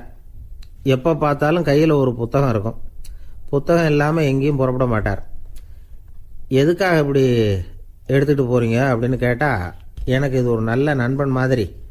இந்த காலத்தில் எங்கே போனாலும் காத்திருக்க வேண்டியிருக்கு. அது மாதிரி சமயத்தில் நான் நண்பன் கூட பேசிக்கிட்டு இருப்பேன் அப்படிம்பாரான். ஒருத்தர் ஒரு பெரிய அரச பதவியில் இருந்தார். அவர் பதவியிலிருந்து இறங்க வேண்டிய சூழ்நிலை. அரசு கொடுத்துருந்த வீட்டை விட்டுட்டு வெளியில் வர்றார். வரும்பொழுது 2 கையிலேயே 2 பெட்டியை எடுத்துகிட்டு வந்தாராம். சார், உங்களுடைய உடைமைகள் அப்படின்னு கேட்குறாங்க அங்கே இருந்த ஊழியர்கள். இவர் தன்னுடைய கையில் இருக்கிற பெட்டியை காட்டி, இதுதான் என்னுடைய சொத்து அப்படின்னாராம். ஒரு பெட்டியில் அவருடைய உடைகள், இன்னொரு பெட்டியில் அவர் விரும்பி படிக்கிற புத்தகங்கள். அவ்வளவுதான். இதுதான் இருந்துதான். புத்தகம் படிக்கிறது மனசுக்கு நல்லதுங்கிறது நமக்கு தெரியும். புத்தக வாசிப்பு உடம்புக்கும் நல்லதுங்கிறாங்க. அது நமக்கு ஆச்சரியமாக தான் இருக்குது. ஒரு நபர் ஒரு வருஷத்தில் சராசரியாக 2000 பக்கங்களை படிச்சிருக்கணுமா, யுனெஸ்கோ பரிந்துரை. ஆனால் நம்ம நாட்டில் நாம் சராசரியாக படிக்கிறது 32 பக்கங்கள். அவ்வளவுதான். இவ்வளவுக்கு நம்ம நாட்டில் 6000த்துக்கும் மேற்பட்ட நாளேடுகள், 2000த்துக்கும் மேற்பட்ட இதழ்கள், மலர்கள் இவ்வளவு இருந்தோம் சரியாக வரல. இந்த உலகத்தில் முதல் நூலகம் எங்கே எப்போ ஆரம்பமாச்சு தெரியுமா? கிமு 2500ஆம் ஆண்டில் அது ஆரம்பமாயிருக்குது. பாபிலோனியாவில் அமில் அணு அப்படிங்கிற அரசன் தான் நூலகத்தை உருவாக்கி இருக்கிறான். அப்போல்லாம் தாள் கிடையாது, களிமண் தான். களிமண் பலகைகளில் எழுதி அது தொகுத்து அப்படியே நூலாக்கி அதை நூலகத்தில் வச்சுருப்பாங்களாம். அரசருடைய நூலகத்தில் 1000த்துக்கும் மேற்பட்ட நூல்கள் இருந்ததாக வரலாற்று குறிப்பு இருக்குது. அது மட்டும் இல்லை, அந்த நூலகத்தில் பொருள் வாரியாக, அதாவது சப்ஜெக்ட் வாரியாக புத்தகங்களை வகைப்படுத்தி வச்சுருந்தாங்களாம். அதில் மிச்சம் இருந்த ஒரு 25 களிமண் பலகை புத்தகங்கள் இன்றைக்கும் பிரிட்டிஷ் அருங்காட்சியகத்தில் இருக்குதான். அச்சு, தாள் இதெல்லாம் ஏற்பட்டதுக்கு அப்புறம் அமைக்கப்பட்டது தான் பிரான்சில் இருக்கக்கூடிய பாரிஸ் நூலகம். 1480 பிரெஞ்சு மன்னர் 11ஆம் லூயி இந்த நூலகத்தை அமைச்சாராம். ஆனால் அப்போல்லாம் அரசர்கள் மட்டும்தான் நூலகத்தை பயன்படுத்த முடியுமா. அதுக்கப்புறம் 17ஆம் நூற்றாண்டில் இந்த முறை மாறி பொதுமக்கள் அங்கே போகலாம், படிக்கலாம் அப்படிங்கிற நிலைமை வந்து தான் போட்லியன் நூலகம் அப்படின்னு அதுக்கு பேர் பாரிஸ் நகரத்தில் இருக்குது. அங்கே தான் நூல்களின் பட்டியல் தயாரிப்பு பணி ஆரம்பமாச்சு. கல்வி வளர்ச்சியையும் நூலகத்தையும் இணைச்சவர் நெப்போலியன் போனபார்ட். முன்பணம் செலுத்தி புத்தகத்தை படிக்கிற முறையையும் அவர் தான் கொண்டுட்டு வந்தாராம். மக்கள்கிட்ட வசூலிக்கிற வரியின் ஒரு பகுதியை நூலகத்துக்கு பயன்படுத்தினவரும் அவர் தானா. நெப்போலியன் நூலகத்தில் உலகத்தில் உள்ள எல்லா மொழி நூல்களும் இருக்குதான். அங்கே ஒரு தமிழ் நூலும் இருந்திருக்குது. அது என்னென்னா கம்பராமாயணம்.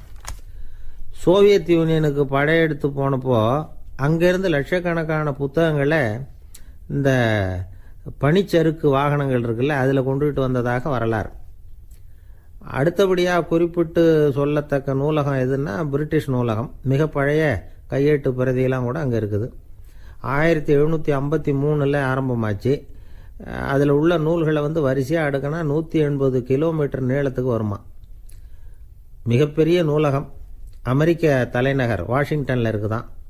இந்தியாவை பொறுத்த வரைக்கும் பெரிய பழைய நூலகம் எதுன்னா கல்கத்தா நூலகம்.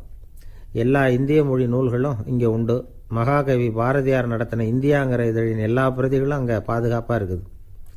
படிக்கும் பழக்கம் இங்கே வளர வேண்டியிருக்குது. ஒருத்தர்கிட்ட ஒரு புஸ்தகத்தை கொடுத்து விமர்சனம் எழுத சொல்லியிருந்தாங்க. கொஞ்ச நாள் கழித்து அவரை போய் பார்த்து என்னங்க புஸ்தகத்தை படித்து பார்த்தீங்களா அப்படின்னு கேட்டாங்களாம். இதுக்கு அவர் சொல்லியிருக்கிறார், இன்னும் நான் படித்து பார்க்கலிங்க, இப்போ தானே விமர்சனமே எழுதி முடிச்சிருக்கிறேன், இனிமே தான் படிக்கணும் அப்படின்னாராம். ஒருத்தர் அவசரமாக போய்கிட்டு இருந்தார். எங்கே போய்கிட்டு இருக்கீங்க அப்படின்னு கேட்டார் ஒரு பெரியவர். கடைக்கு போகிறேன் சார், சாமான் வாங்கிறதுக்கு அப்படின்னார். அங்கே போகிறதுக்கு முன்னாடி தெரிஞ்சிக்க வேண்டியதெல்லாம் தெரிஞ்சுக்கிட்டீங்களா அப்படின்னு கேட்டார் பெரியவர். கடைக்கு போய் காசை கொடுத்து ஒரு பொருளை வாங்கிட்டு வரப்போகிறோம், இதில் தெரிஞ்சிக்க வேண்டியது என்ன இருக்குது அப்படின்னார் அலட்சியமாக. இப்போ அந்த பெரியவர் பேச ஆரம்பித்தார். இந்த உலகத்தில் எந்த ஒரு செயலில் இறங்குறப்பவும் நாம் நல்லா ஆலோசனை பண்ண வேண்டிய விஷயம் 5 அப்படின்னார். உதாரணமாக ஒருத்தன் கடைக்கு போய் ஏதோ ஒரு பொருளை வாங்கிட்டு வர போகிறான்னு வச்சுக்கங்களேன். அப்போ கூட அவன் 5 விஷயங்களை பற்றி தெரிஞ்சுக்க வேண்டியிருக்குது அப்படிங்கிறார் அவர். முதல்ல அந்த பொருள் எப்படிப்பட்டது அப்படிங்கிறத தெரிஞ்சுக்கணும். ரெண்டாவதாக தன்னை பற்றியும் தெரிஞ்சுக்கணும். அப்போ தான் அந்த பொருள் தனக்கு தேவையா இல்லையா அப்படிங்கிறத புரிஞ்சுக்க முடியும். மூணாவதாக தெரிஞ்சுக்க வேண்டியது ஒன்று இருக்குது. அது என்னென்னா அந்த பொருளை அடையறதுக்கு வழி என்ன அப்படிங்கிறத தெரிஞ்சுக்கணும். அதாவது எவ்வளவு பணம் கொடுத்தா அது கிடைக்கும், இது மாதிரியான விஷயங்கள். நாலாவதாக அந்த பொருளை அடையிறது மூலமாக நாம் அடையக்கூடிய பயன் என்ன அப்படிங்கிறதையும் உணரணும். அஞ்சாவது அந்த பொருளை அடையிறதுல இருக்கக்கூடிய தடை எது அப்படிங்கிறதையும் நாம் தெரிஞ்சுக்கணும். பெரியவர் பேசுறது ஏதோ தத்துவம் மாதிரி தெரியுது இல்லையா, தத்துவம்தான். அதாவது இப்படி உலகியல் வாழ்க்கையில் சின்ன சின்ன விஷயங்கள்லேயே நாம் 5 விஷயங்களை தெரிஞ்சுக்க வேண்டியிருக்குது. அது ரொம்ப அவசியமாக இருக்குது. பேரின்ப நிலைன்னு சொல்கிறாங்கல்ல, அது மாதிரி பெரிய சமாச்சாரங்கள்லேயும் இந்த 5 விஷயங்களை நாம் தெரிஞ்சுக்க வேண்டியிருக்குது. அதுக்கு பேர் என்னன்னா அர்த்த பஞ்சகம்.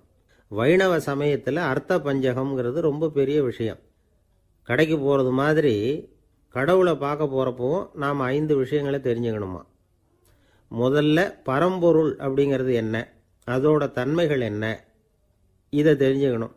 இதுக்கு பேர் என்னன்னா பரமாத்ம ஸ்வரூபம் அப்படின்னு பேர். ரெண்டாவது நாம் யார், நம்மோட தன்மை என்ன அப்படிங்கிறத தெரிஞ்சுக்கணும். நான் யாருன்னு எனக்கே தெரியலங்கிறப்போ இதை நான் சொல்கிறேன்னு இது என்னுடையதுன்னு சொல்கிறது தப்பு தானே. அப்புறம் மூணாவது விஷயம், பரம்பொருளை நாம் அடையிறதுக்கு வழி எது, இது தெரிஞ்சுக்கணும். இது உபாய ஸ்வரூபம் அப்படின்னு பேர். நாலாவது விஷயம், நாம் அடைய வேண்டிய பயன்கள் என்ன அப்படிங்கிறது தெரிஞ்சுக்கிறது. இதுக்கு புருஷார்த்தம் அப்படின்னு பேர். அஞ்சாவது அந்த பயனை அடைய விடாமல் தடுக்கிற தடைகள் யாவை அப்படிங்கிறது தெரிஞ்சுக்கிறது. இது விரோதி ஸ்வரூபம். இதைத்தான் தடையியல் அப்படின்னு சொல்கிறாங்க. அதாவது பரமாத்மாவை பற்றிய அறிவு, ஜீவாத்மாவை பற்றிய அறிவு, உபாயம் பற்றிய அறிவு, புருஷார்த்தம் பற்றிய அறிவு, இந்த 4 அறிவுக்கும் எதிரடையா, அதாவது அதையெல்லாம் தப்பாக புரிஞ்சுக்கிறதால உண்டாகக்கூடிய அறிவு விரோதி ஸ்வரூபம். என்ன இது தகவலில் ஏதாவது கதை சொல்லுவீங்கன்னு பார்த்தா ஏதோ தத்துவம் பேசிகிட்டு இருக்கிறீங்களே அப்படின்னு நினைக்கலாம். இதுவும் தெரிஞ்சுக்க வேண்டிய ஒரு பெரிய விஷயந்தான். காதில் போட்டு வச்சா எப்போவாவது உபயோகப்படும். என்னுடைய நண்பர் ஒருத்தர் ஒரு நாள் என்கிட்ட சொன்னார், சார் அடுத்த மாதம் தஞ்சாவூரில் ஒரு கல்யாணம், போகிறதா வேண்டாமா அப்படின்னு ஒரே குழப்பமாக இருக்குது அப்படின்னார். நான் உடனே இந்த அர்த்த பஞ்சக உபதேசம் பண்ண ஆரம்பித்தேன். அவர் எல்லாத்தையும் பொறுமையாக கேட்டுவிட்டு, சரி சார் நான் போகிறதுன்னு முடிவு பண்ணிவிட்டேன்னார்.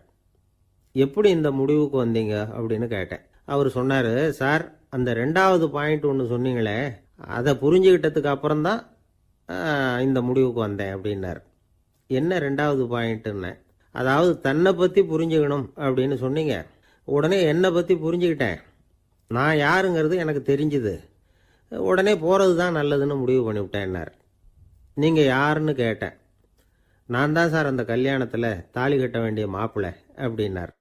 அந்த காலத்தில் அண்ணாமலை ரெட்டியார்னு ஒருத்தர் இருந்தார். அவர் வெங்கனூர் அப்படிங்கிற கிராமத்தில் இருந்தார். அங்கேருந்து விருத்தாசலம் கோவிலுக்கு தவறாமல் போயிட்டு வந்துக்கிட்டு இருந்தார். இடையில வெள்ளாறு, அதில் ஒரு சமயம் வெள்ளம் வந்துட்டுது. இவரால் போக முடியல. அதோட விளைவு வெங்கனூர்லேயே ஒரு கோவில் கட்டணும் அப்படின்னு முடிவு பண்ணார், சிவாலயம். அந்த சமயத்தில் வடநாட்டில் பஞ்சம். அதனால் அங்கே இருந்த பல சிற்பிகள் தென்னாட்டை நோக்கி வர ஆரம்பித்தாங்க. அவங்க வெங்கனூர் வழியாக வர்றது தெரிஞ்சதும் இவர் போய் பார்த்தார். இங்கே ஒரு கோவில் கட்டணும், அதுக்கு நீங்கள் உதவணும்னார். பஞ்ச காலத்தில் இப்படி ஒரு வாய்ப்பு கிடைச்சதில் அவங்களுக்கும் ரொம்ப மகிழ்ச்சி. உற்சாகத்தோடு ஒத்துக்கிட்டாங்க. ஆலய திருப்பணி ஆரம்பமாச்சு. அவங்களுக்கு வேண்டிய எல்லா வசதிகளையும் இவர் செஞ்சு கொடுத்தார். அவங்களுக்கு எந்த குறையும் இல்லாமல் பார்த்துக்கிட்டார். அது மட்டும் இல்லை, ஒவ்வொரு நாளும் அங்கே வருவார். உங்களுக்கு என்ன வேணும் எது வேணும்னு கேட்பார். ஏதாவது குறை இருந்தால் சொல்லுவாங்க, உடனே தீர்த்து வைப்பார். இவரும் கேட்பார், எந்த குறையாக இருந்தாலும் என்கிட்ட சொல்லுங்க அப்படின்னு சொல்லுவார். அதை தவிர இவராகவே கவனிச்சும் அவங்களுக்கு என்னென்ன தேவைங்கிறத கண்டுபிடிச்சி அதையெல்லாம் கொடுத்துக்கிட்டு இருப்பார். என்ன தேவைன்னாலும் அதை நிறைவேற்றி வச்சுருவார்.